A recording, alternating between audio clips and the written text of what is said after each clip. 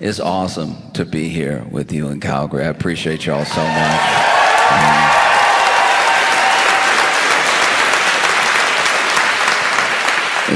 It's really great to be here in Canada to get a break.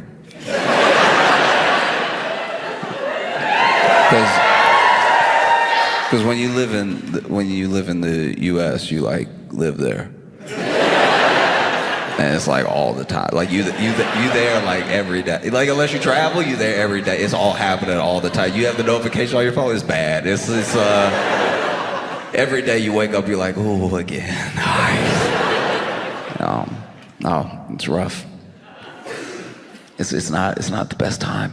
It is not great right now. You know.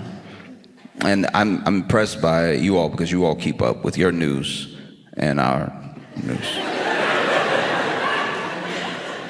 Like, you know what's going on here, you know what's going on where we are and stuff. And yeah, I know that you're probably concerned because you read the news and it's close. But trust, we are more concerned because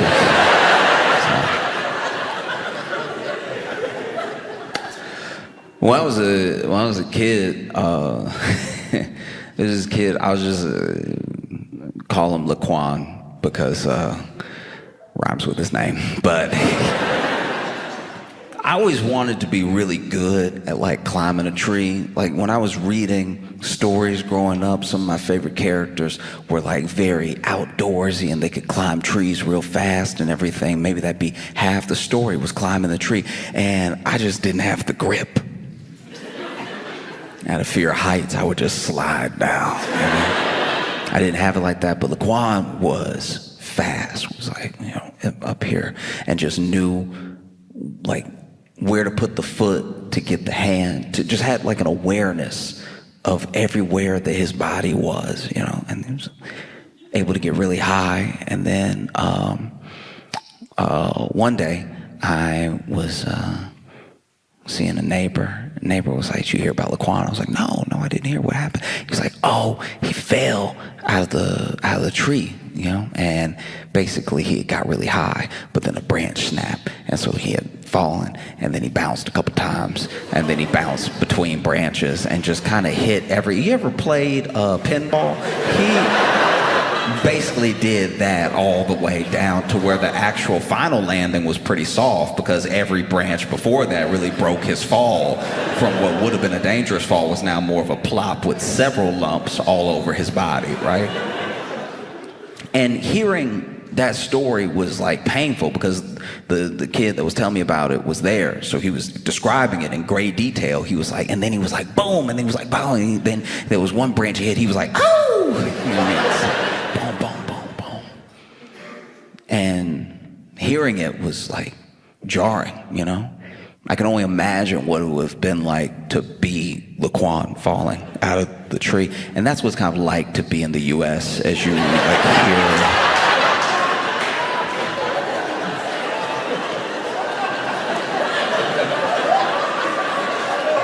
Boom, boom, ow! Boom, boom, boom. Oh! Boom.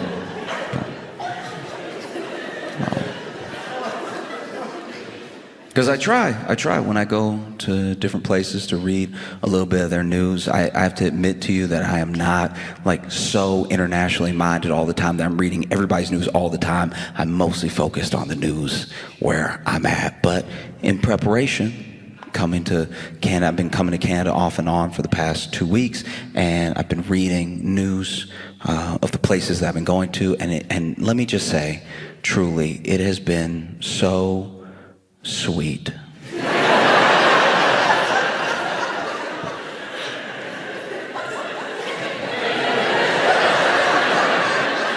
It has been fundamentally adorable to read and watch your news delivered with such earnestness. As if these are real emergencies.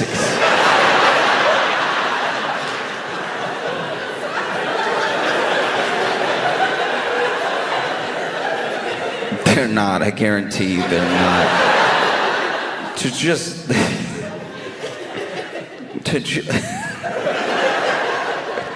the way... Oh, okay. Even today, you know, I went to Montreal, I went to Ottawa, Calgary, and I was in Ottawa, and whew, just watching some local news, reading an article, and it was like, a man was pulled over speeding.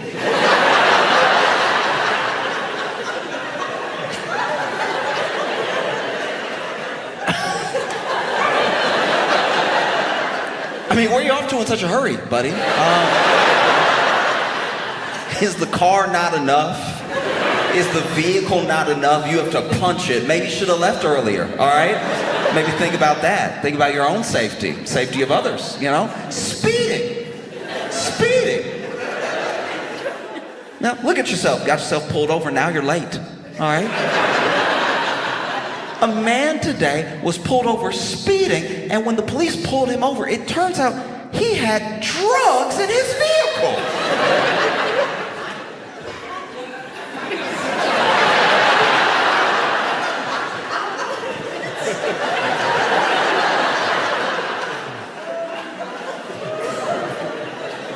I just think about the parents, you know? I think about...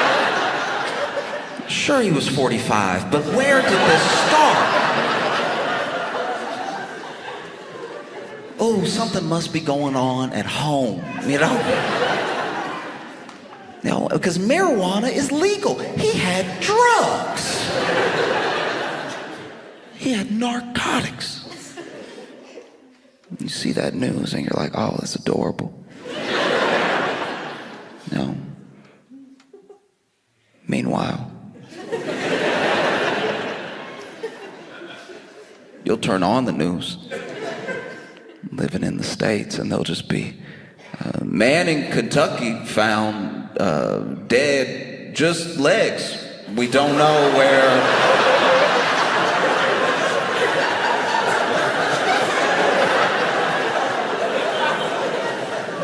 We have no idea what happened to the top half. It is just legs. We're assuming it's a man. These could be any legs, really. We just sort of said man because of the size of the shoes, but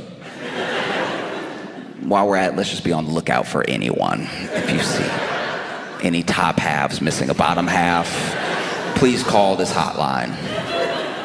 You know? You see it. You see it all around. Even here, you know, come here, turn on the news, maybe read some news, and you see people angry, distraught. They're Canadians in Calgary, furious, right? Interviewing them. And they're like, I can't believe that our city, I can't believe that the province would put a sign right here.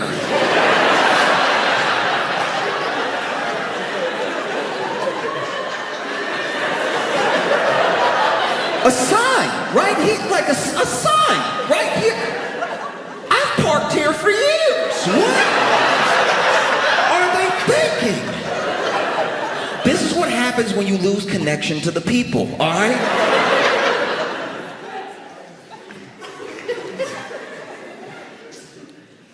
Meanwhile, in the U.S.,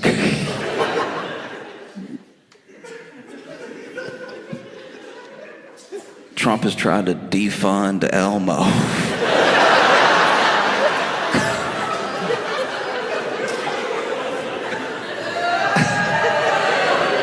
I didn't do it.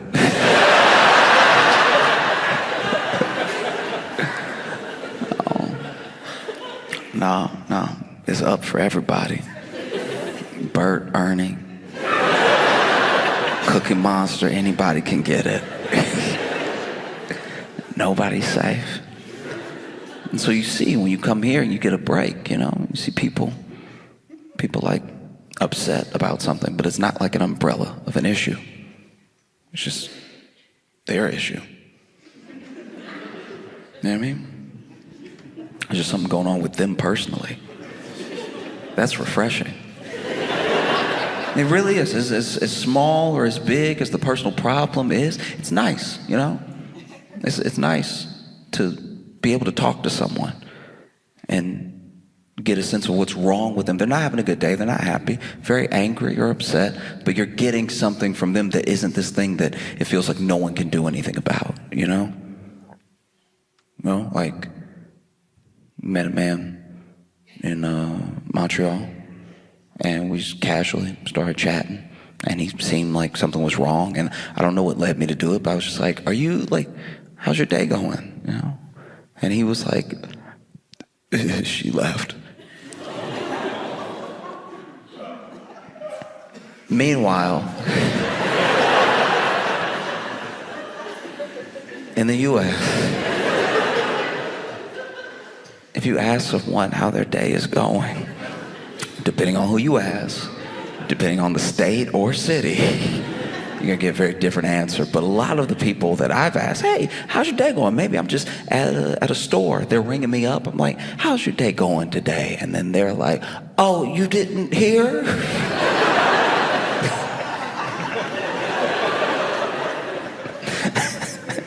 You didn't hear? He's outlawing reading. It's over.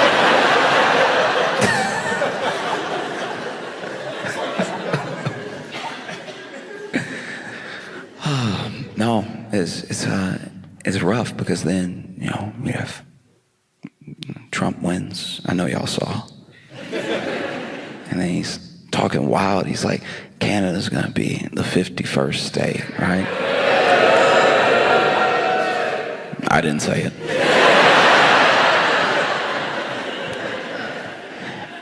I do think, though, that one of the reasons, even the dog,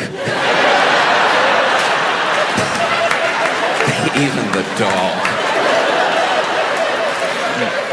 Dogs don't even have an understanding of, like, geographical boundaries or borders, and even the dog.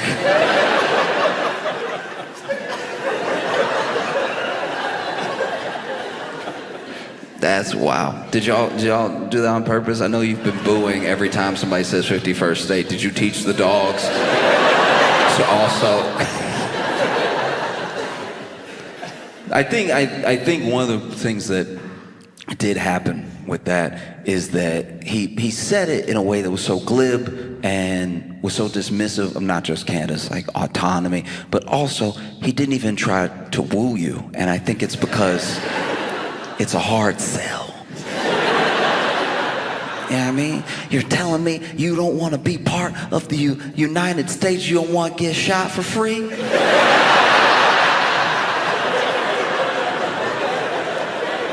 No, in the U.S., let me tell you something. In the U.S., the United States of America, you get shot for free. You only have to pay to take the bullet out.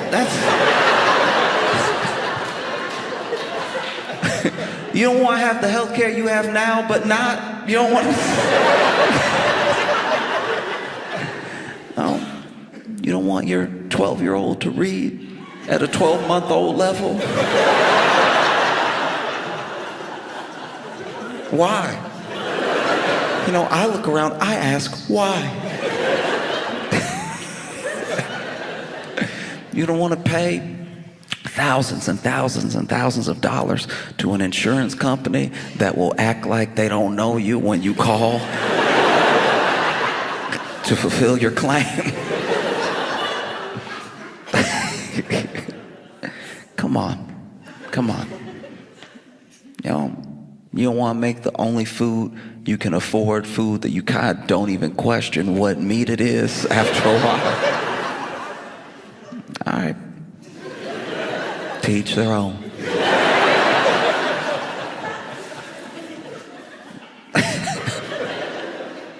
You know, because look, it is a tough sell to be the 51st. I don't think that it would really work. One, because of the things that we're used to. You know, just in government alone, you have a parliamentary process. We have Congress, right? You have several parties. You have lots of parties to choose from. I say lots because we have two. So even 3 would be like, wow!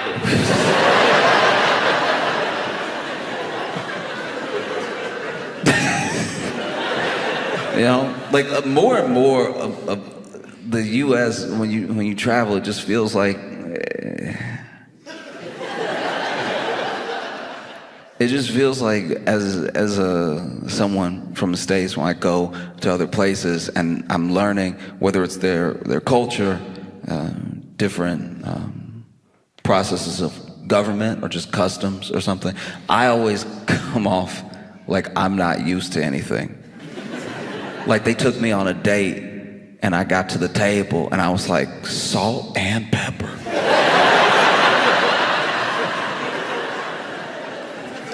Because that's what I'm used to. That's the totality of the spice rack of American politics. You get your salt and you get your pepper. Meanwhile, y'all have paprika. You know. I'm not saying it's perfect, you know, you have these like 5 parties, only 3 are probably ever gonna win, but you get these like choices, these different pushes, you know. In the US, oof. We got Republicans, we got Democrats, and we got like Jill Stein.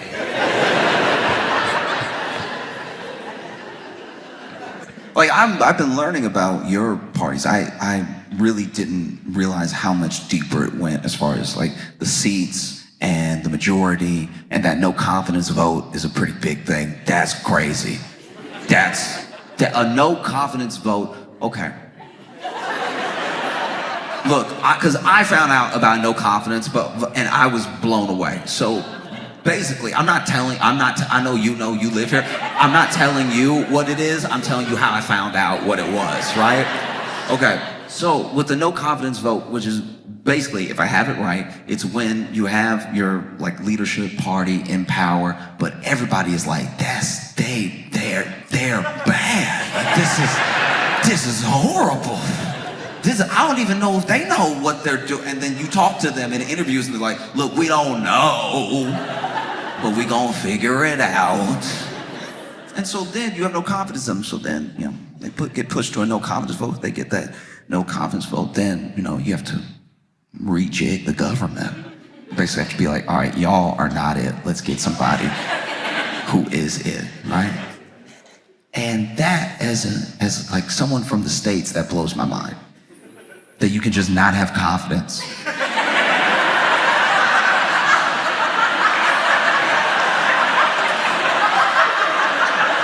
That you cannot have confidence in your leadership and you don't have to wait.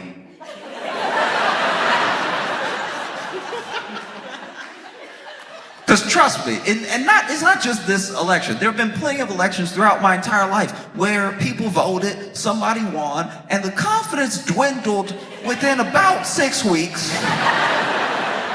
And then we were like, oh, in 3 years and some change, you're gonna find out how we the people feel.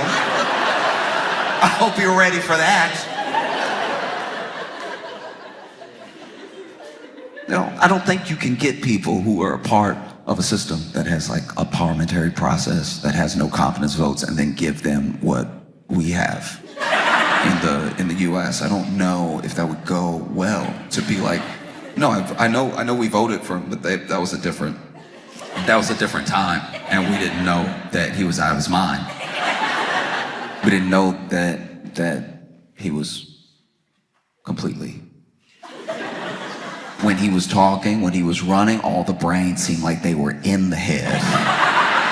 And so people were like, I like what he said, I think, yeah. And then he won, and then we realized that the brains were gone. And now we have no confidence, and we should do something about that presently, right? Before there's no food on the shelves. A lack of choice was how I knew I was broke. Yeah, I mean, when I was like out on my own for the first time, I had a choice between these 2 types of cereals I could afford. One was like a little corn pop thing. Whatever it was the only ingredient was high fructose corn syrup. And then there was this other cereal that was like, okay, I'm positive it was for people. I'm 100% positive it was for people, but it was built like dog food, okay? It just had a very pellety look to it. It had when you poured it, it had the brrr of like pellet.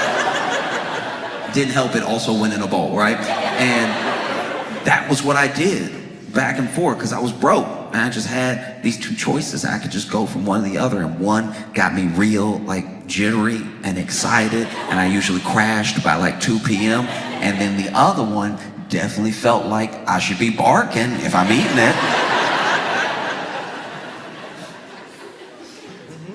Then I got a little bit of money in my pocket. Ooh, I got spoiled for choice. Then I didn't even know what to do. I'd buy some cereal and I'd be like, it's good, but it's not the best. It's fine. Completely forgetting it could have just been these two. You know, that's what it feels like. Look outside looking in, that you have like a whole parliamentary process. I'm not saying it's perfect. I'm sure you have your problems. I get that. You don't tell anybody, but I'm positive that you have your own problems. I get it. And I understand people's frustration. I know that there's been strikes in Canada. I know that there are people that are worried about housing. A lot of the same things that people are worried about in other countries. It's not as if I'm projecting some like absolute heaven and haven onto you. I know that it's a country full of people and people have problems. It's just we have more. It's a lot. Yeah, I mean, it's a lot, and I don't think that it would work, you know, because even with a prime minister versus a president, your prime minister still fits in that legislative branch, you know. There's a lot of things reining your prime minister in, no matter who they are, and a president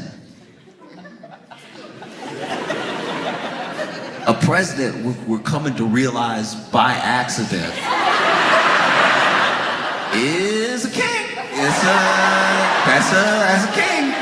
We thought we left, and we really did. We were like, we don't want a king. Get out of here, Britain. And Britain was like,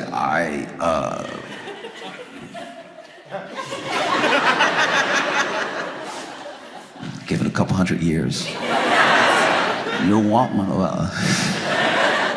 no, because we have this different branch, this executive branch where the president's power resides, that is deciding to not really pay attention to or heed our legislative or judicial branch, you know, because it's really the legislative branch that's supposed to decide if we defund Elmo. That's really their purview, but he was like, no, I'm the only one that gets to look like this.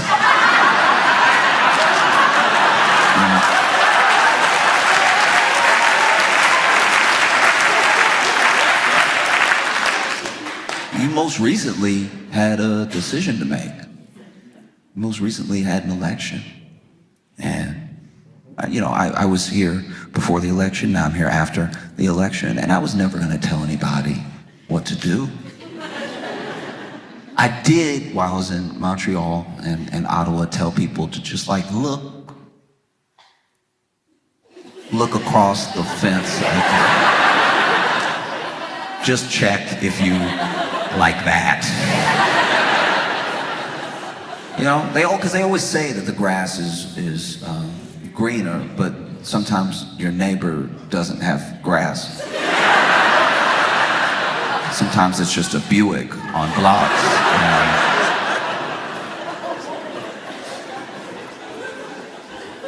And that is tough.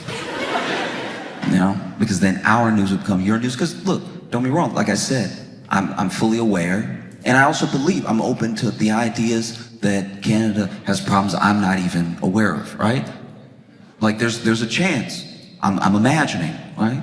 If you're in the right place at the right time for this bad thing to happen, if you go out into one of your beautiful parks and you where you're not supposed to be, you playing around, it's possible to get bit by a moose. Right? It's not all roses and bubbles over here. You can really get got over in Canada, right? you could get bit by a moose if you put yourself in that situation. If you really stay in those neighborhoods, you know what I mean? If you're really trying to live that lifestyle, you know? That's what comes with it. But trust me when I tell you, you're not ready for daily U.S. news. Sure, you could get bit by a moose here, but just the other day, a man used an alligator to rob a liquor store.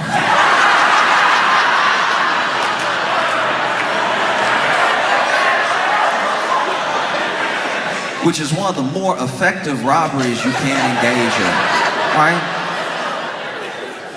You know, because you walk in to a liquor store, I'm assuming to buy some alcohol, make a night of it, you know? And then there are people in the US that are desperate. You know, desperate because we don't share the same social safety nets, we don't even share some of the same attitudes around a network of community the way that Canadians do as a baseline. I know not everybody agrees, and you have your conservatives, your liberals and everything, but for the most part, there's a genuine understanding that, like, okay, healthcare, we're gonna have that, we're gonna do our best with housing, we're gonna do our best with all these things, right? And in the US, it's mostly like, hey, get it how you live.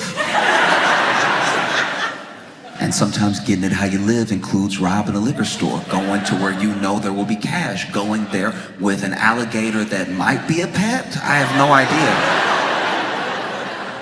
I truly don't know if this is a pet or if this is an alligator that he found, or if this is an alligator that he like going in on it with. He's like, look, if I get the cash, because look, I do like the idea of them being partners. I do like the idea of them getting together and being like, listen, all right, you like raw chicken, you like raw chicken thighs, okay? If I have cash, I can buy that stuff, I can give you some of that, so we'll split it in chicken thighs and cash. Cash to me, chicken thighs to you, just so that we're clear, right? So I'm gonna go in, I'm gonna pick you up like a puppy, right? But then I'm gonna grab the back of your tail, I'm gonna swing you around, right? And when I swing you around, I want you to be like, ah! Just really make a show of it, keep the mouth open, let them know what could happen if they don't act right? Because he didn't go in, this man did not walk in holding it like a rifle, like anybody can get it. Hey, don't move, right? No, this man came in, swinging gator at people, right? And people couldn't run out fast enough. Now, it was a mistake to start swinging it in the doorway because you really only want the actual cashier to be intimidated. Now, you've made 8 people think, all right, it's all of us against him, the alligator. You have more adversaries than is necessary. You know, then you try to get the cash and everything, but it's hard to get the cash because the alligator, he's not really thinking like a robber. Alligator was told to do his thing, so he doing his thing. You know, like that wiggle that they do, going as hard as he can, throwing hip, right? Like, alligators don't have booty, but if they did, he'd be twerking, right? Snapping and everything, which does make it hard to get the cash, right? Because now this cashier trying to put it all in his hand. This dude didn't have a bag. So now he just got to stuff cash in his pocket while holding on to the tail of the alligator. And the alligator, you know, I don't know, I don't speak alligator, but I'm assuming the alligator is like, is this part of it? Because after a while, the alligator is being more difficult than helpful, right? Stuffing, then he runs out, you know, they call the cops and everything. And look, I can't imagine what it's like to be a cop that gets the call that there's someone robbing a liquor store with an alligator. I'm sure those cops were like, couldn't it just be a gun?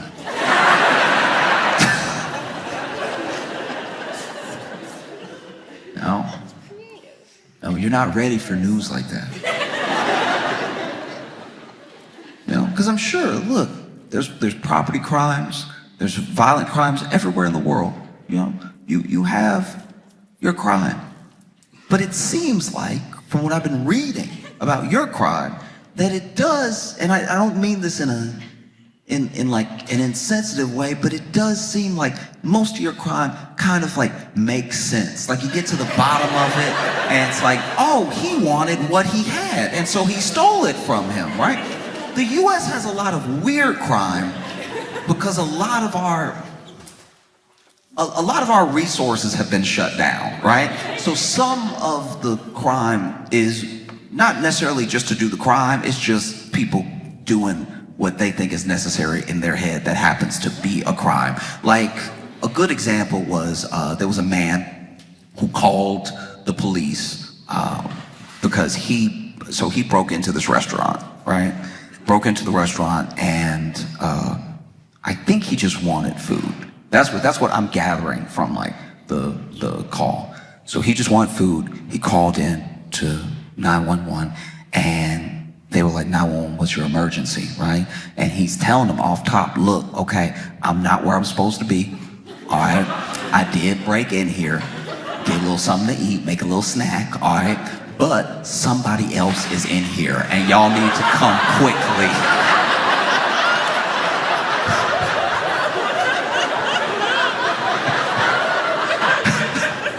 Like, I'm all for a little burglary, but somebody in here being weird, like y'all need to come for real. Oh, I'm scared. Oh, please come arrest me. Because this is my thing as well, is that Canada would only become the 51st state by legislation or by force. It's not gonna happen by legislation because even if the more conservative counterparts of your government really wanted it, the people have made clear that they don't want it, right? And so then there would be steps taken, there'd be no confidence, there'd be all these things to stop that thing from happening. And the one thing that I don't think people are counting on is even if there was an attempt to do it by force, people think that Canadians don't fight. But your favorite sport,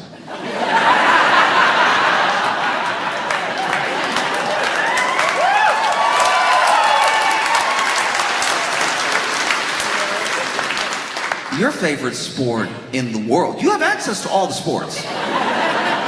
You have access to all the sports. I understand it gets very cold here, but the one that you picked was the one where a fight could break out at any time. And not just like break out. Like sometimes there's a reason. Sometimes there's a clear, I don't really follow hockey because mainly I can't see it. I want to follow it so bad. Everybody seems like they're having a good time, but every time I've watched hockey, I've had to pretend that I know what's happening. You know what I mean? It's like being tone deaf watching like a singing show, like a singing competition, like watching X Factor tone deaf, and then you're just waiting for other people to cheer, so you're like, oh, they getting it, no. Yeah, actually, no, you're right, they bad. No. Anytime I've watched hockey, I've just seen the people's heads move. I've tried to move my head where their head moves, and I try to look at where I think they're looking at and everything. And then you hear the clicking and the clacking of the sticks and stuff. And sometimes it will click clack extra, so I'm like, oh, the puck must be over there, but it's not. It's not at all. It's actually over here. I don't know what they're doing over there. And then somebody will be rammed into a wall, a clear wall, so you can see. I've never seen only in hockey and adult films have I seen somebody pressed up against glass like this. Just the way they... Wow. I remember the first time I saw it, I was like, ooh, y'all think he gonna come through? No, and then you have the fights. And the fights are very interesting to me. Truly, because it's like, there's a strange energy to the fights. No, you never really know when they're gonna pop off, and sometimes there's a backstory. Sometimes it's like, oh, look, 3 games ago, you don't just have fights, you have drama with the fights. You have a real soap opera to follow. And then you see them and those gloves off. I remember the first time I saw it, they threw the gloves off and I was like, ooh, won't your hands get cold?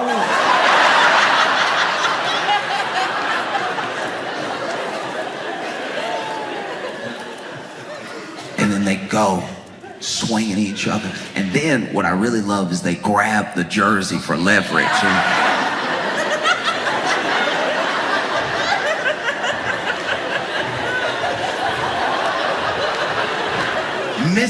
Missing, horrible, missing, nothing but missing. And really try to get close. Come here.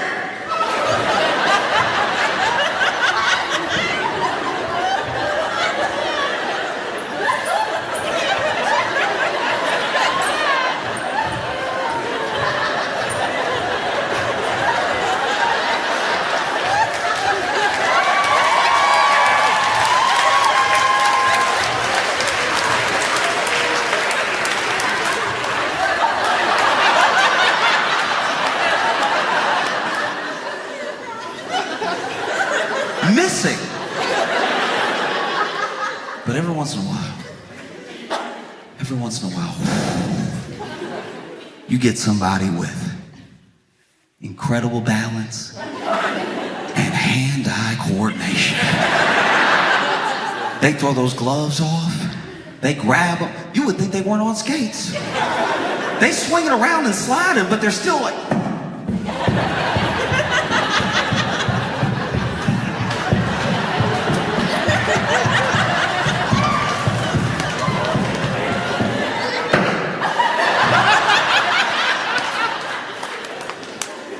Incredible. Anytime, anybody can get it. Incredible stuff. People really believe that Canadians don't fight, that they don't have fight in them. We didn't know you had booze, you know? But I knew because a while back, I saw a news story that took place in Canada, you know, trying to be international. And I saw this news story about a man who was woken up in the night when two burglars broke into his home and were trying to figure out what they could take. They clearly hadn't done a good job casing his residence. So they're just looking for whatever, right? And then he wakes up, and let me first say this. If someone breaks into my home and is looking for what to steal, I don't know if I'm gonna confront them immediately. I think I might try to come up with a plan. You know, maybe I'll pretend I'm a ghost.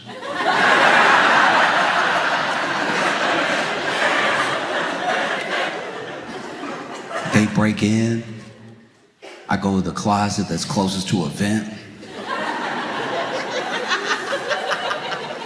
I'm like, ooh, spirits live here, ooh, y'all better stop, ooh, you're gonna have to return it or something, like, ooh, you're gonna be haunted, ooh, you don't wanna be haunted, I don't care how big you are, you can't fight haunted. Everything in here cursed. You don't want those problems. You know? Maybe that doesn't work. Maybe they're not afraid of ghosts. Maybe they don't believe in ghosts. Maybe they know it's me. Plan B. I'm gonna act like a bigger man. They haven't seen me yet. No? Lean around the corner. Hey! Hey, don't make me put my killing shoes on. Yeah, you lucky I don't have my shoes on right, because if I put my shoes, ooh, everybody dying in here.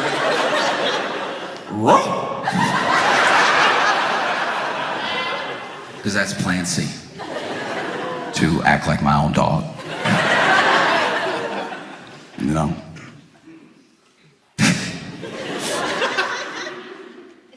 Lean into my phone, make a recording, put on the ground. slide it down after I hit play. That way they think it's behind them.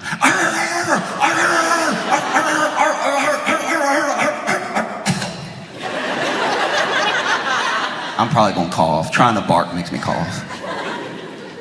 And then, last resort, yeah, might have to fight them. No, I have to just run up on them and do what men do. And I have to roll up on them real quick and start biting as hard as I can. Yeah, please believe you're gonna wish it was a dog when I get done, all right? I brushed and I flossed tonight, so get ready. No, but these dudes, they broke into this guy's home and they had ski masks on, and I don't know about you, but if somebody already got the ski mask on, it just makes me feel like they're a professional criminal. Do you know what I mean? Like, you got the ski mask on already, I'm like, uh-oh, this is real crime we're dealing with right now. And this dude doesn't hesitate at all. And all he got on is his shorts, by the way. He just like shorts, no shirt, anything, and he starts pushing them up against the wall, and he starts fighting both of them, and really swinging, and they're swinging at him, and he's taking some hits, but he's giving a lot. Just bow, bow, bow, bow. He's like fight juggling them. Because he'll hit one and that one will fall, and then he gets to concentrate on this one for a second. Bow, bow, bow, and then this one gets up, he's like, you get some too, bow, right? And then their fight, he puts up a real fight to the point where at first they're ganging up on him. And then they're both like, look, I don't know how nice this apartment is. Maybe nothing in here is worth these lumps we're catching. And so then they try to leave. But he does keep punching them as they're trying to leave. He does just keep whooping ass as they're clearly turned around trying to exit now. He like trying to choke one from behind and kick the other one. And then they run out. They run out of his home. He successfully defended his castle. But then he does also leave. So then he left. I was like, uh-oh. And then you just see in the security camera in his garage, him drag one of them back in. And I was like,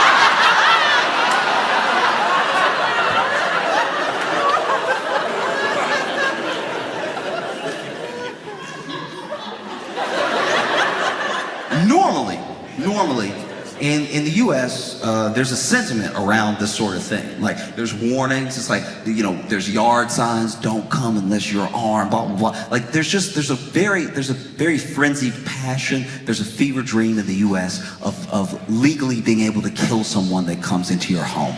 We like it a lot. There are some people that are like, please break in. I want to kill you, right? And that is almost always so that the person who wants to do the killing can use a gun. They want to shoot someone. They want to be able to shoot someone. And this man, this Canadian, he didn't have a gun. He desperately wanted to use these hands. He brought them back into the, I don't even know what crime this is now. Like, this was burglary, and it has turned to kidnapping, I think. I don't know if it can still be self-defense if you dragging him back in. And dragging him by the top of the ski mask too, so he over here kicking, fighting going backwards, right? And so then he brings that dude back in, punching, closes the door. This dude trying to get up against the door. He throws it back down and locks the door. And I was like,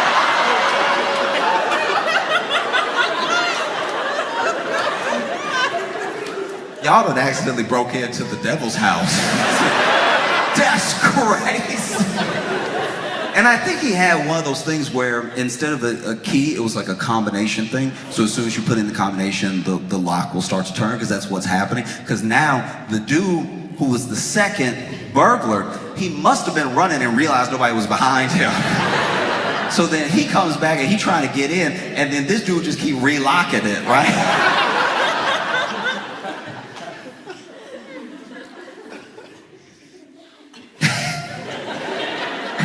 So then finally, you know, this dude just manages to get the ski mask off the guy, so now you see his face. Now his face is on the camera and everything. But then, I don't know how well this burglar could fight. It didn't seem like well at all. But he does finally like create like a little butterfly situation with his legs, which destabilizes the homeowner. So that guy falls to the ground. Then he goes for his own takedown on the burglar, but the burglar swings down, sits, and just has him in like a headlock, but not a headlock that's like effective. It looks like a headlock just so he can catch a break.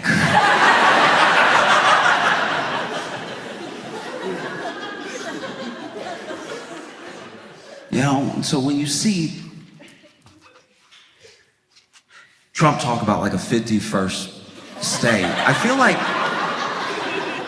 if I worked at the White House, I would just bring an iPad and like, Mr. President, this is what they do.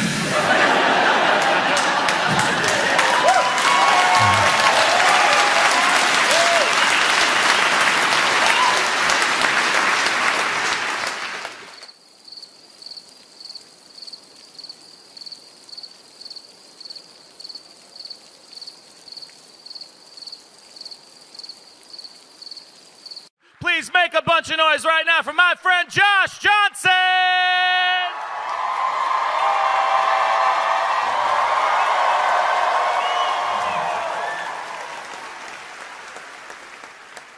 I watch a lot of true crime documentaries and series and stuff, and I like to watch the ones that, as best as possible, don't involve murder, because genuinely, I'll be like, oh, this is wild, but this is also very sad. So I like the ones where it's like a robbery.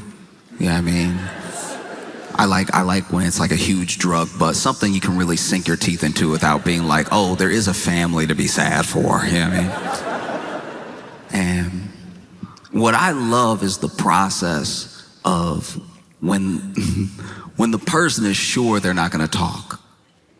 You know what I mean? They'll bring somebody in, and when the person gets brought in, some people really hang tough. Some people, you know, door slams behind them. I've never been to jail, but I hear the doors are heavy. Door slams behind them. They actually get more tough. They sit in an interrogation like, what? I'm not gonna tell you nothing. You want something out of me? You got the wrong one, okay? And then there's other people, that door slams, and as soon as it slams, they're like, listen, I wasn't there, all right? It was Robert, it was Terry, Robert and Terry, it was their plan anyway. If anything, I'm an innocent bystander. I was just in the car. Y'all know when y'all arrested us, I was in the back seat. That's for a reason. I wasn't even the getaway driver. I thought we were going to McDonald's. Like, just, there are some people who snitch so fast. Even the police can't write it down fast enough. Police are like, well, we got it on tape too, but yeah, this is too fast for the shorthand. Imagine you snitch so fast, you make a cop go, hold on.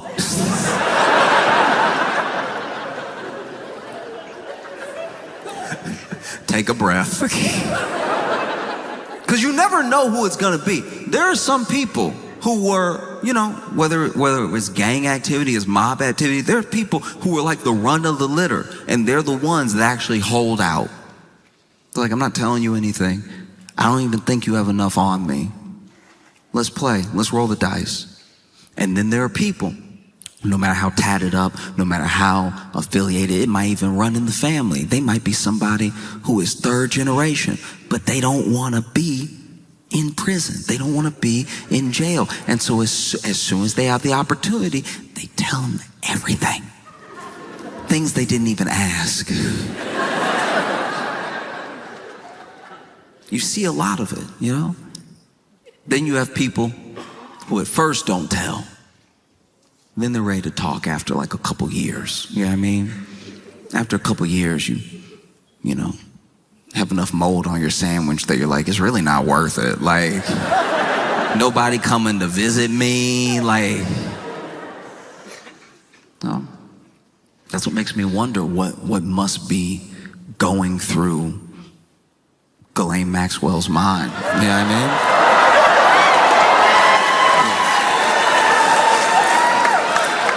mean? Look, I'm no legal expert,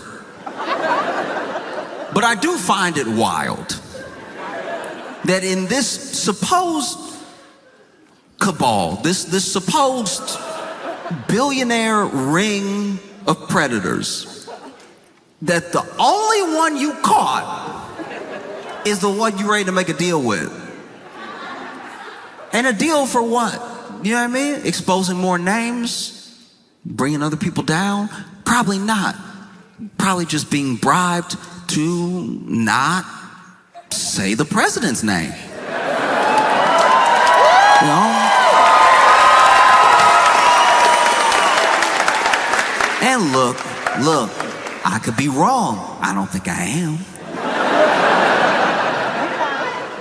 Because you've already seen Trump float the idea of pardoning Ghislaine Maxwell. We even know from old tapes they thought about pardoning her way back when she got sentenced.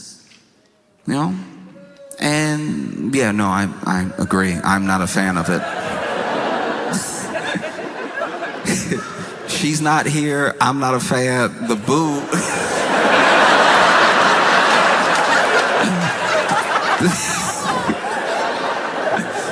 This is somebody's essence being booed. Like this.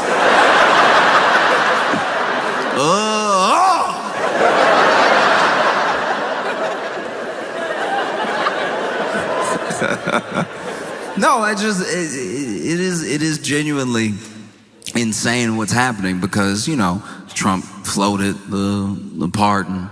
He even was asked by the press if he would pardon Ghislaine Maxwell, and he goes, look, I could, but let's not talk about it right now. What an insane thing to say. You got asked a yes or no question, and you somehow answered worse than yes or no.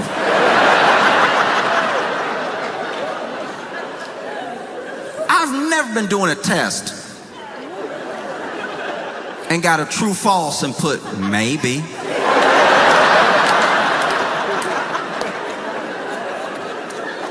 I don't know, you the teacher, you tell me.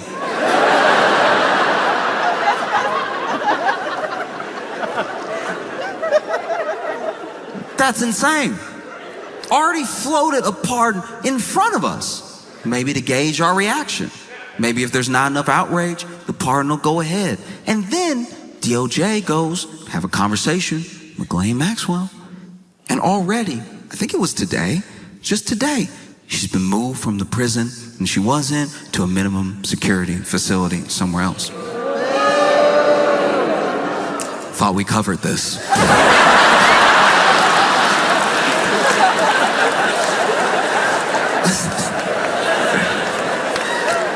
I too hope she can feel your boos. I hope boos work like laxatives, you know. Ghislaine Maxwell just sitting in jail right now. You know, booze don't travel that fast, and so it comes in waves out of nowhere. She's having a conversation. Oh yeah, Trump and Epstein were there. Ooh. That's my hope. No idea if that's the case. But, you know, you see this sort of thing happening. It feels insane. It feels insane to watch in real time. This is the only person, the one person that got caught, the one person that's being held accountable. And everybody's so obsessed with like the idea of a list or more people or whoever they want to be on the list being on the list that they forget that there were real people that deserve justice. And the idea that the only person that we've so far got might go free is it's unacceptable, you know? Because you see Trump floating, pardoning Ghislaine Maxwell, and I can't imagine what it must be like to be a Trump aide. Like your nose must bleed every day. It's like, yeah, I'm thinking of pardoning Ghislaine Maxwell. And the aide is like, what? I asked you what you want for breakfast.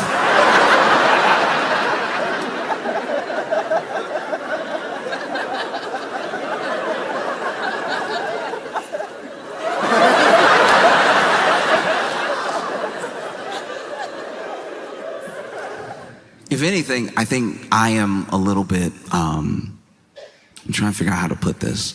I feel sorry for my friends who didn't see it coming, because they still believed in like a system, and they still believed in like laws, and they believed that jail existed for like a reason, you know? And I am, I'm black. So I kind of saw a good portion of this coming. It's like, anyone who's genuinely shocked that Ghislaine Maxwell might get a pardon and that she's already been moved to a minimum security prison after being convicted, but then talking to the DOJ under like new light, anyone who's surprised by that has never watched the first 48 before. And they think that people aren't going to see through it. You know, this is a lot like when you're in school and you didn't do your homework, but you remembered there was homework right as the teacher says, pass up the homework. And so you fighting. You've never worked a pencil harder. You fighting to get words on a page. It doesn't even make sense what you're saying. It's you going over the whole scarlet letter as fast as you can. And then you pass it up. Teacher collects all the papers, and you think, maybe I got away with it. All we had to do was 300 words summarized in the last chapter of Scarlet Letter. I think I did it. Pulled it off. Felt like 300. Might have been 290.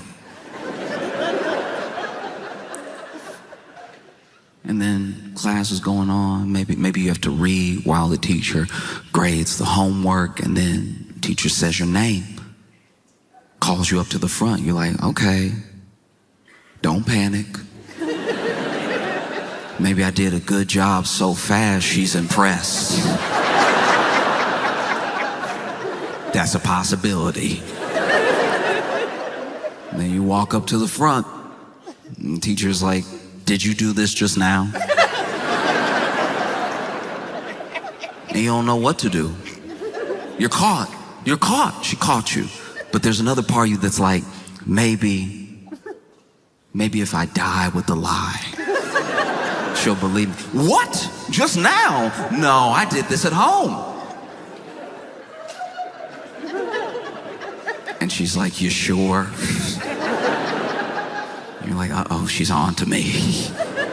Yes, I did this at home. And then she was like, oh, okay, great. That's good news. I was worried that you did it just now, which means you wouldn't have your math homework. And then you remembered that this has been math class the entire time.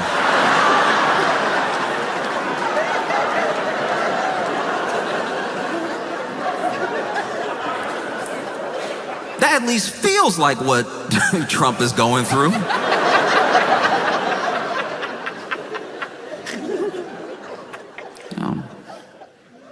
Because if Trump was smart, he would have done all this stuff a long time ago when it could have maybe still been believable. But now, everybody sees through it. Oh, it's crazy. It's so crazy. And then, on top of that, this is already insane enough. Already, there are so many ties to Donald Trump, Ghislaine Maxwell, Jeffrey Epstein, that even a pardon just feels like it would be happening in our faces, right? There's no misunderstanding about the conflict of interest. There's no misunderstanding about what her role is if she does testify in front of Congress or whoever. And there's no misunderstanding about what the quid pro quo is between the two of them. You know what I mean? And even in that moment, on top of all that, Donald Trump floats pardoning Diddy. And it's like, that one doesn't even have anything to do with you.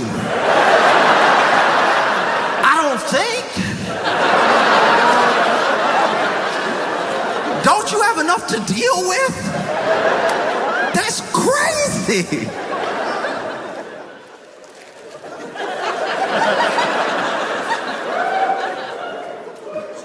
As someone who is not in jail, I'm sweating about everybody who's about to be out of jail. This is insane.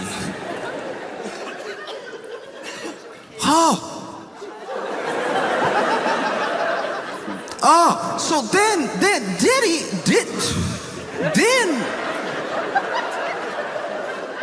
already the public, especially by the media, somewhat,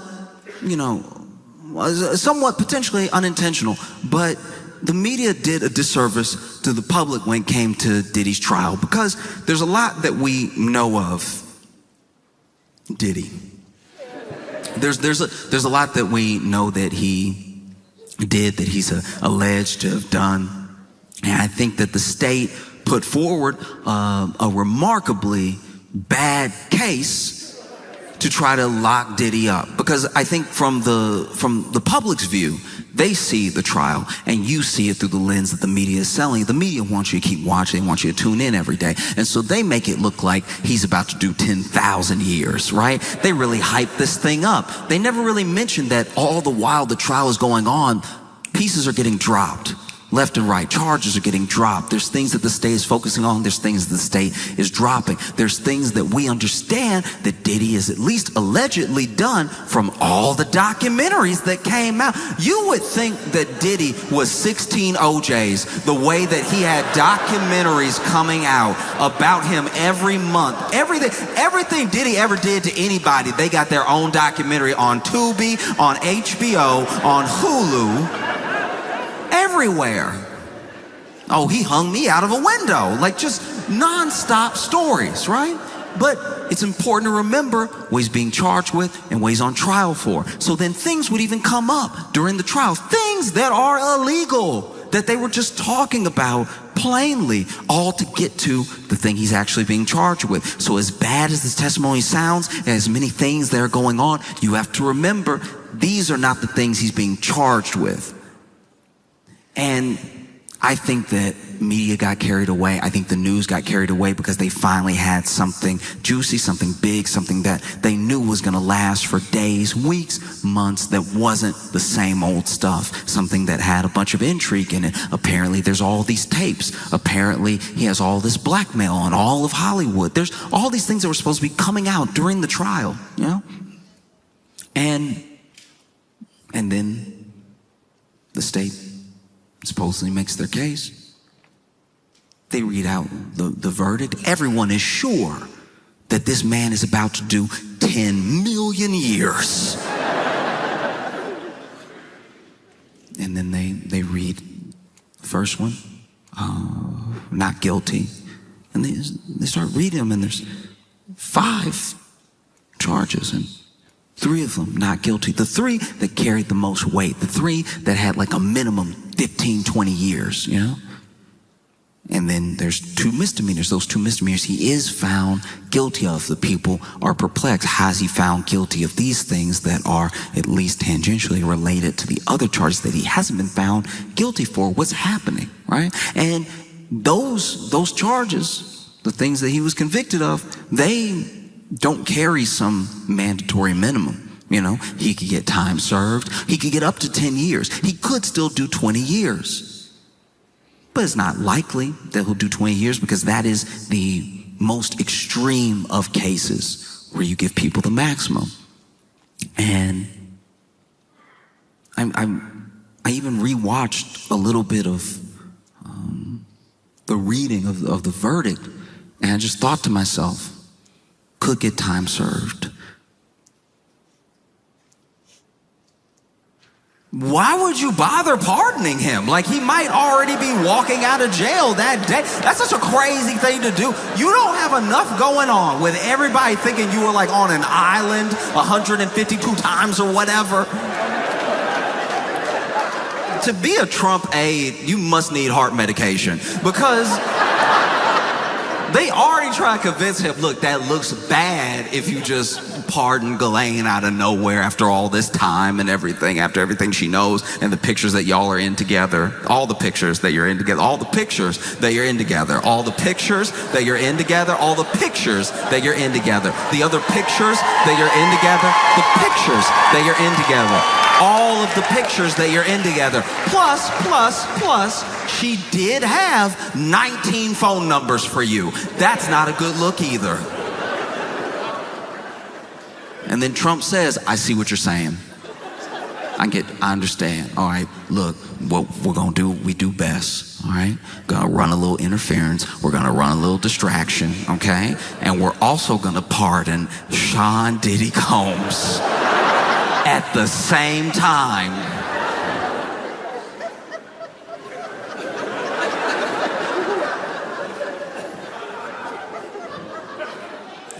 Karen, press secretary, must be fighting demons.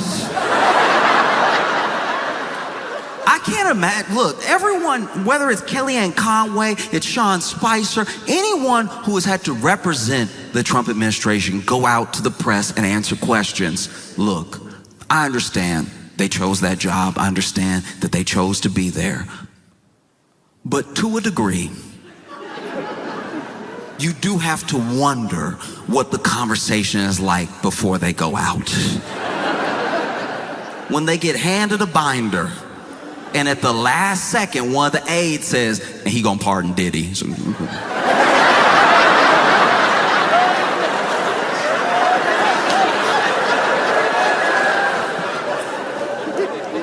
no matter who it was, whether it was Sarah Huckabee Sanders, anyone who has represented the administration on the news or in the press room or anything like that, there's at least been 1 or 2 days where they had a 1,000-yard stare because they were like, how am I gonna pull this together? Because look, things came out during Diddy's trial, things that made you think, of course, this jury is gonna find this man guilty. They have to look at everything that they've heard, but you gotta remember the things he was on trial for and the things that they heard didn't always line up.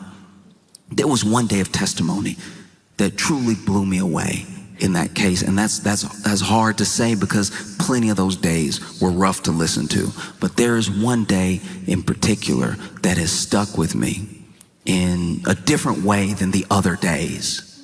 It was the day that Kid Cudi testified. Now, famously, still somehow allegedly,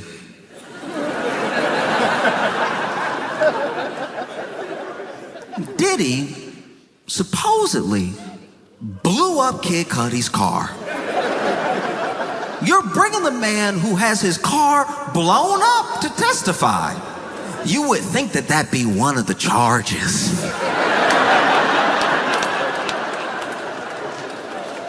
I've never blown up a car in my life. But if I was brought to court to sit and hear testimony of my crimes, I would imagine the car blowing up would be one of them listed.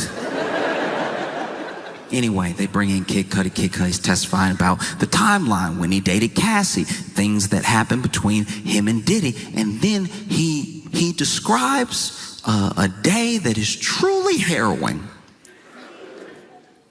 Kid Cudi is testifying that while he was gone, he was actually, I believe, spending some time with Cassie, that Diddy hears about the relationship, is very upset about it, and Diddy went to and broke into Kid Cudi's house, right?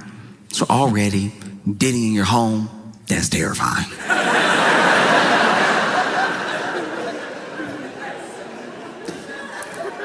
Diddy in your home is the devil's version of Elf on the Shelf.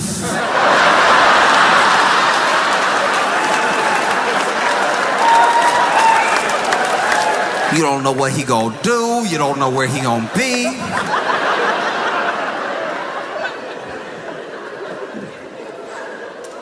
Ooh. So Diddy was in his home. Now, I'm a little fuzzy on this part, but apparently, I believe at least, that it was Diddy's assistant that called Kid Cudi to let him know, hey, okay, ooh, how do I tell you this? There's no good way.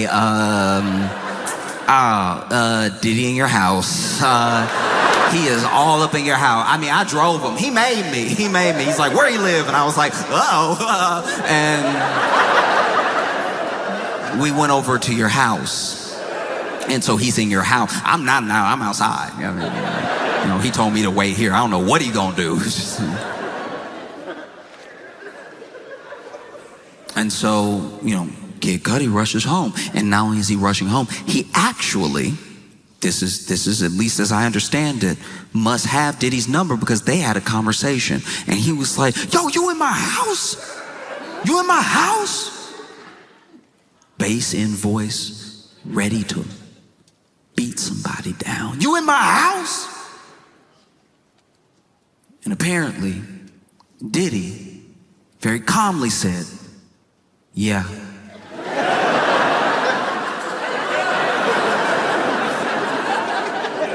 Kid Cudi better than me. If it was me, I wouldn't have a home anymore. If it was me, I'd be like, all right, then you got it, then that's, I mean, if you're already there.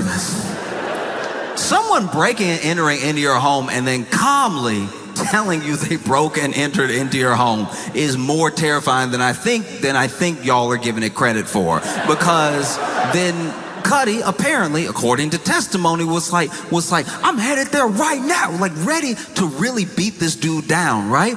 And then Diddy said, okay, I'll be waiting for you.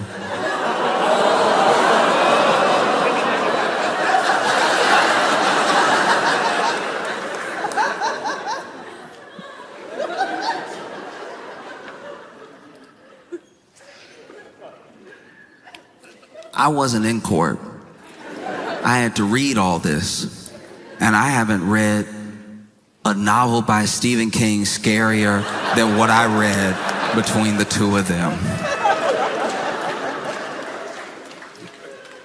Kid Cudi gets home, Diddy's gone. He walks into the house. Now, that's braver than me. I would assume he's already planted a bomb somewhere. But Kid Cudi walks into the house, is looking around, assessing the damage, and while Diddy was there, he put Kid Cudi's dog in the bathroom, then opened all his Christmas presents and left. That is so insane. We are dealing with pure evil. That is so insane. Open all his Christmas presents.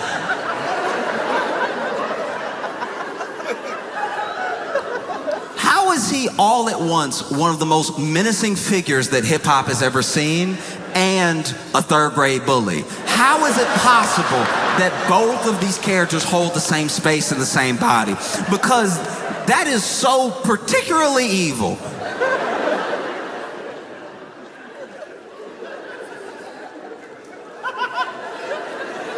He said, I walked over, Christmas presents unwrapped. I opened the bathroom door, my dog confused.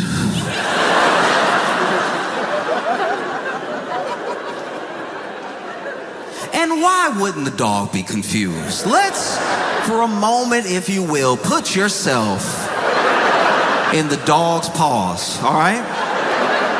You're a dog. You a dog. You're a dog. And you're at home, chilling, as you should be. And then the door opens. Oh, Papa? No, it's not the owner that you love. It's Sean Diddy Combs. I don't know what type of dog Cudi has. I don't know if it's a Scooby-Doo type dog, but I imagine any dog would be like, really?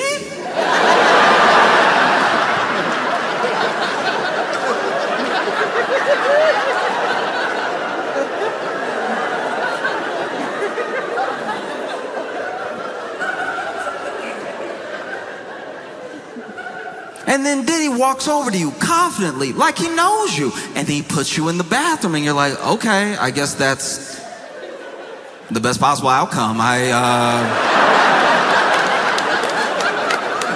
Oh, wow, okay, oof. I thought something way worse was gonna happen. I'm not gonna lie to you. Wow, that's great. From what I've heard about you, the bathroom, man, I don't love it in here, but it's better than whatever you're about to do.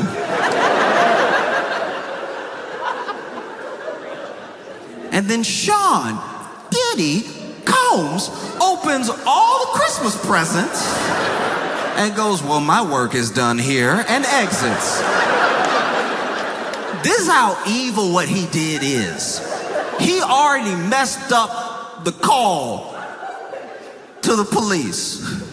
Because now you're going to call the police and have to explain to the police that the only thing that Diddy stole from you was wonder.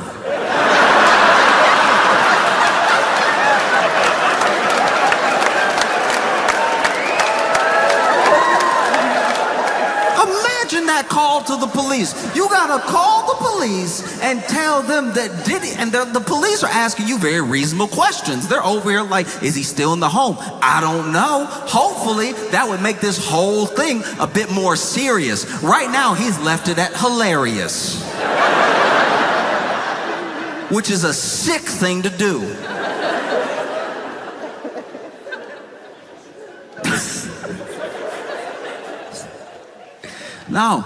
No, it's truly insane.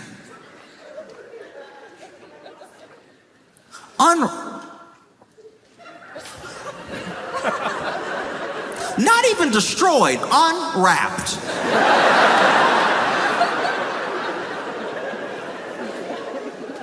I can't leave this alone until y'all recognize how dirty this is. Imagine. Lots of people here celebrate Christmas. Lots of people exchange Christmas gifts. Imagine if you came home and there just wasn't paper. And now everybody in the family either like happy or disappointed, like, oh, you got me the Theragun that we're like a couple months out, so can I have it now, I guess?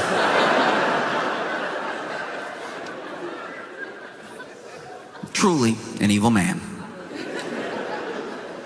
And Trump is floating, pardoning Diddy. Even before, this was odd, even before this Epstein stuff popped up, Trump had floated the idea of pardoning Diddy mid-trial. And I was like, I didn't know they went together like that. That's weird. Imagine being a white man in your 80s and your favorite rapper is Diddy.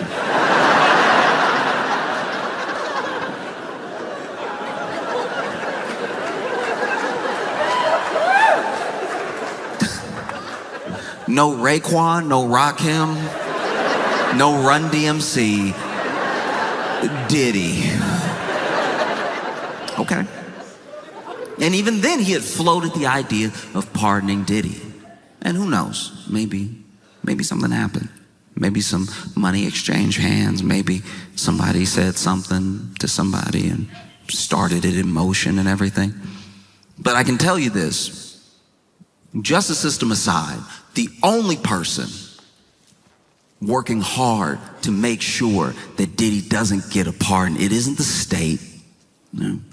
It's not like the DA or the lead prosecutor or anything like that. The person working their hardest to make sure that Diddy does not get a pardon, that he doesn't get released back into society is 50 Cent.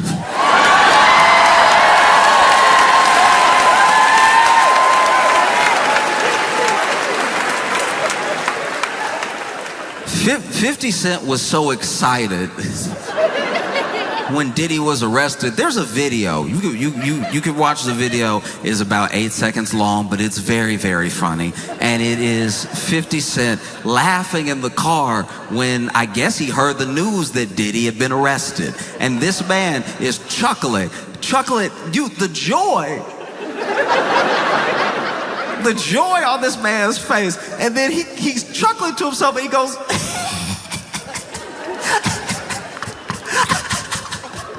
he goes spend Christmas in jail.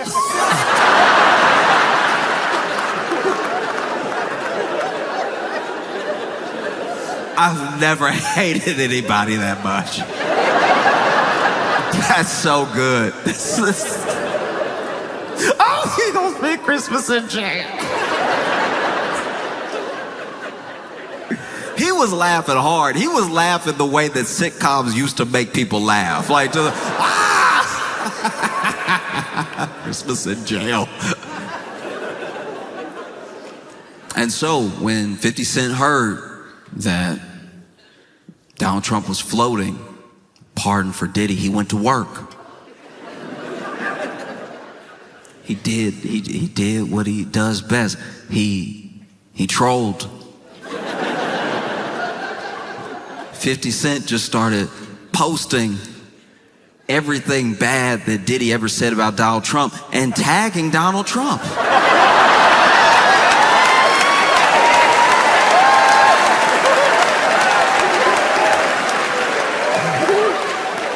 This man went, is this your friend? I wouldn't do that if I was you, Mr. President. You won't believe what he said about you.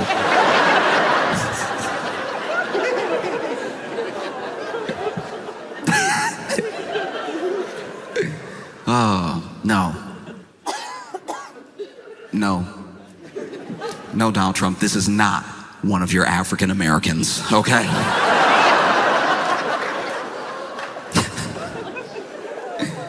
It's been tough. I've been trying to find, like, really, whether I'm reading or I'm watching, I've been trying to find pretty much any news story that isn't about Trump and Epstein, you know? And I came across one that genuinely shocked me in Florida. They, yeah. In Florida, the Tallahassee police arrested Chuck E. Cheese at Chuck E. Cheese.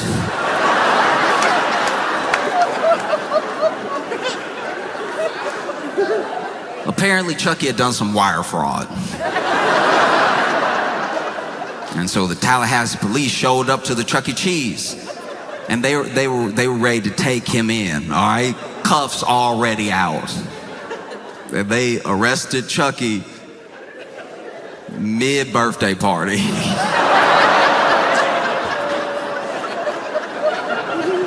You couldn't wait an hour and a half?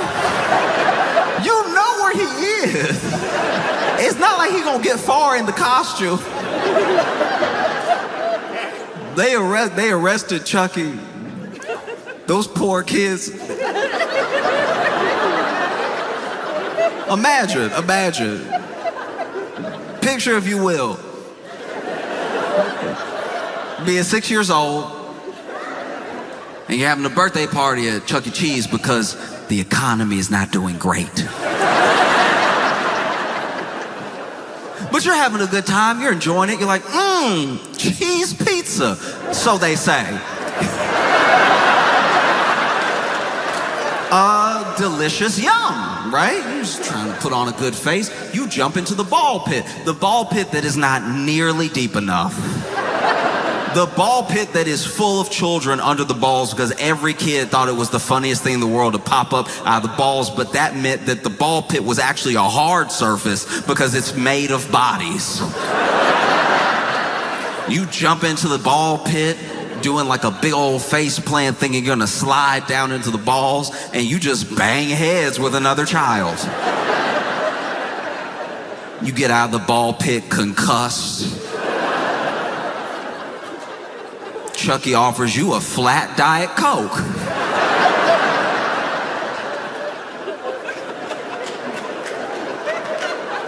Look, there is a hierarchy to costumed mascots. Now, the most athletic are gonna go to teams. You ever been to a sports game and you see their mascot stretches before, they doing wild moves like,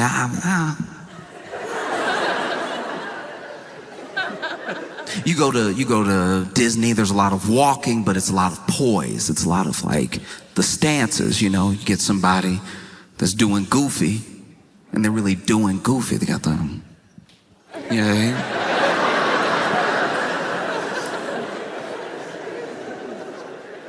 Chucky.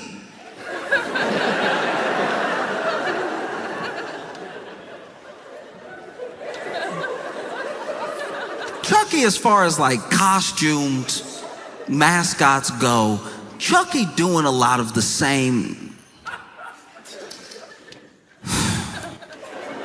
Trying to figure out how to put this. Chucky, the qualifications to be Chucky at Chuck E. Cheese are a lot like the qualifications to work at a Waffle House, okay? You're gonna get in the costume, they're gonna tell you, do your best, all right? Do your absolute best, and if somebody swing at you, you can swing back after they hit you the first time. You gotta let them get that first hit in. If you hit first, that's assault, all right? And you'll be fired. But look, if they put hands on you first, then hey, you gotta get it how you live and go ahead and swing on them.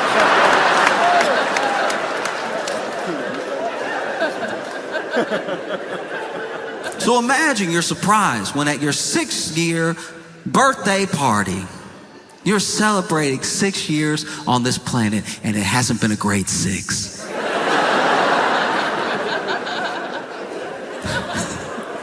You're a little too young to like remember COVID, but you know mom and dad are weird.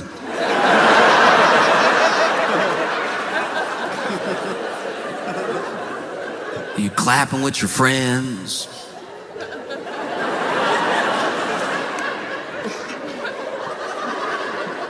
And Chucky's doing his thing, trying to like find the beat.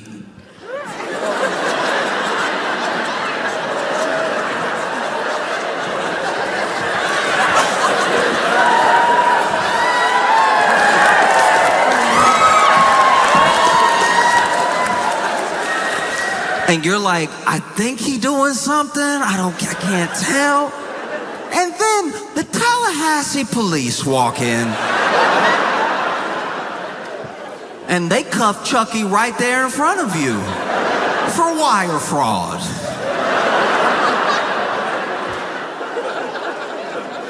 Y'all couldn't wait. You know where he works. He wasn't gonna get away. No, we gotta cuff him right now in front of the children. Traumatize them. Nah, forget these kids. We gotta dish out justice real quick. Now the kids distraught. They over. You know that? Okay, all right.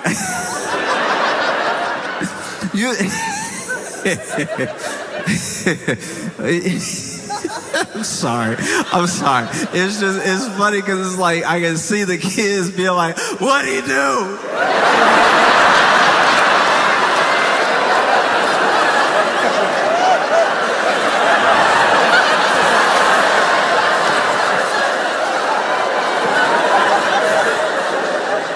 What'd he do? You know that rumble in the throat when you really cry? There's a certain way you can cry when you're 6 that you never cry again. Like, this is like honestly, a 6-year-old will drop an ice cream and they'll be like,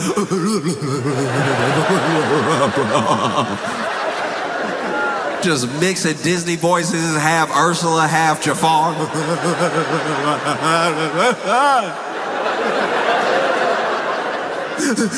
What'd he do?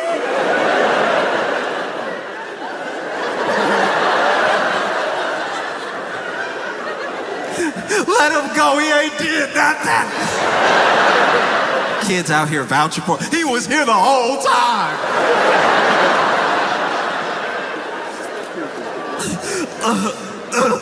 Because you know that. You know, like when a kid cries long enough, they start coughing. When a kid get real upset and they full of mediocre pizza.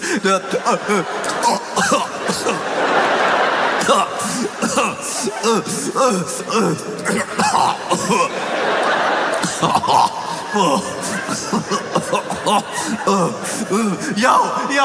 free Chucky!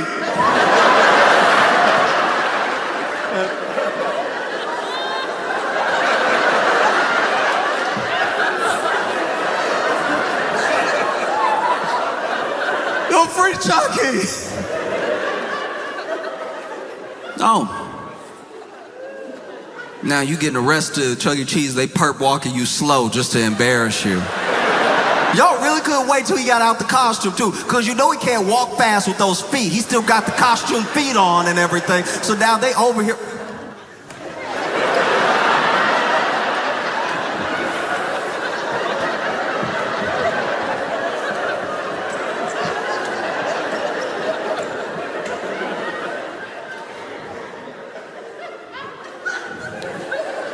They get Chucky outside, slam him up against that car. Boom.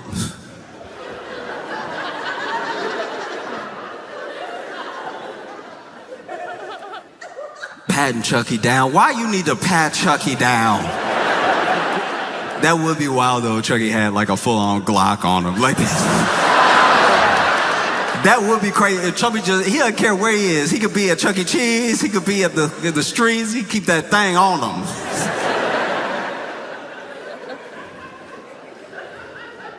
The thing that I think would have been probably the toughest for the police, because I personally read about this, I didn't see video, so I don't know if this happened or not, but it would be hard.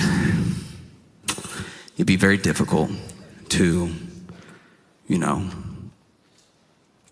open up that car door, and when they walked him out, they did it in full costume, like the head was still on. Like,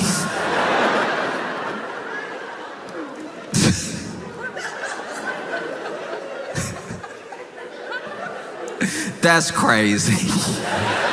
This is a personal vendetta now that you have with Charles Entertainment Cheese. That you couldn't at least take the head off in Chuck E. Cheese. Imagine they take the head. I mean, I'm sure the kids would have been more upset. Chucky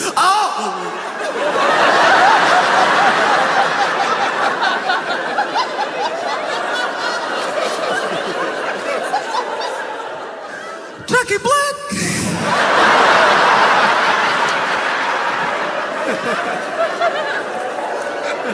I could have sworn. Anyway. Look, there's not full video that I saw. This is all what I've read, but it's gonna be hard to put your hand on the back of Chucky's head and get him in the car without it looking like police brutality. Because it's not gonna fit. The head is too big. So now you over here, watch your head.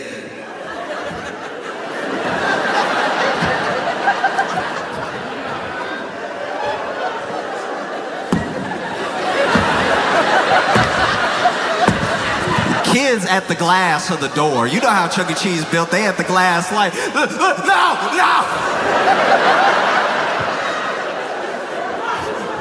They beating up Chucky. Police like, no, I'm not. I'm trying to get the head in.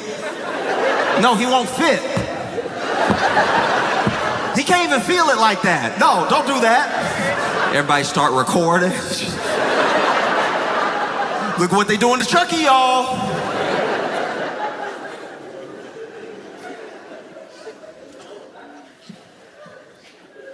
And they take you down to the police station. Perp walking you. Downtown. Imagine if you got arrested that day. For possession of illicit substances. You know, it could be anything. It could be acid, it could be shrooms, it could be anything. And you got arrested for possession. You're not a dealer. They caught you doing, essentially, a victimless crime, trying to enjoy yourself, enjoy your Saturday. Maybe you don't have your life together. Maybe you're not invited to your kid's birthday party.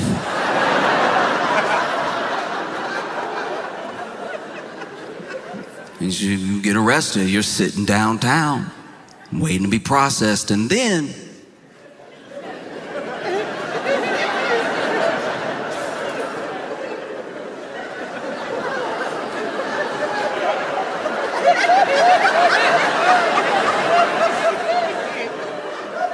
Ayo.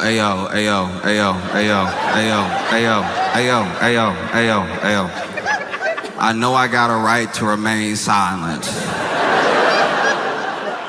I know this may hurt me in court. But did a giant mouse just walk through here fully arrested? Oh, thank goodness. I thought I was still very high from drugs.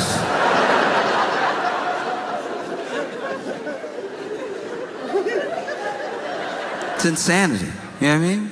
Now you gotta do everything. How you gonna take Chucky fingerprints? These aren't even functional. I don't know if they feet or hands, but they're not. Mug shot too. Those mug shots are cold. They're just like, ready, face me.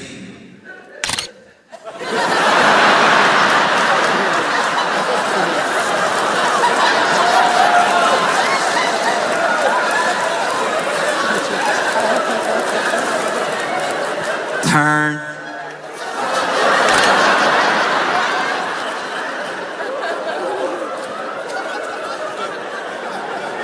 Turn.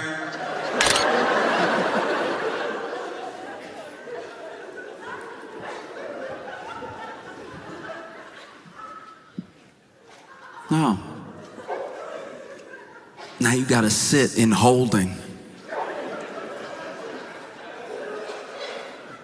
Imagine all you did was get a little drunk. Maybe you get into a fight at a bar, you sitting in the drunk tank, and the only other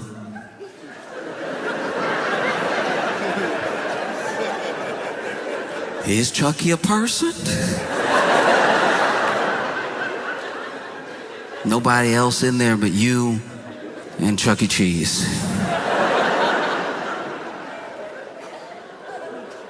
And whether it's jail or a birthday, they never really gave, at least that I know of, Chucky a voice. Chucky was always silent. At every birthday party I had at Chuck E. Cheese, Chucky was silent. You know, do the...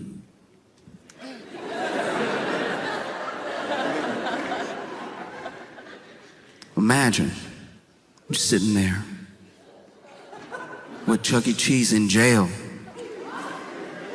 You're wondering how your life took this turn.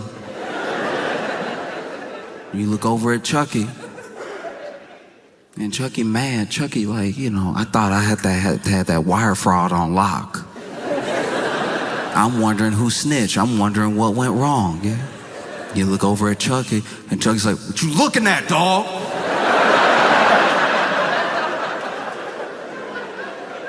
You got a problem? But all you see is...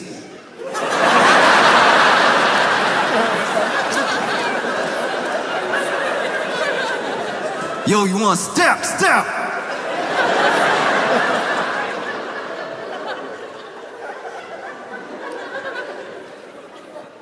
I'm just saying that in this like kangaroo circus of a court and justice system where we know the government is playing in our face, playing with really dangerous people who have done terrible things. If you're gonna pardon Ghislaine Maxwell, if you're gonna pardon Diddy, then at least